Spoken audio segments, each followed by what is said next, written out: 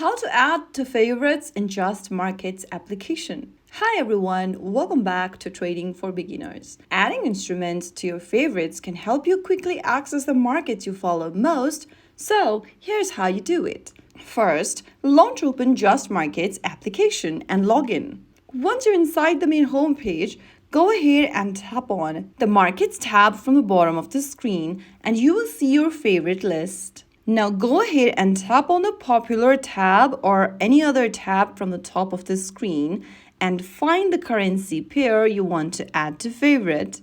Open up one of the trading pairs and you will see a little star icon at the top right next to the watch icon. Just tap on it and you'll be able to mark this trading pair as your favorite. Open any one currency pair and tap the star icon. Make sure it is filled in yellow color so that you can add the trading pair inside your favorite list. Now the selected instrument will appear in your favorite list for quick access. If you ever want to remove an instrument from favorites, all you need to do is to swipe left on the instrument or press and hold it and tap the remove button. So that's it.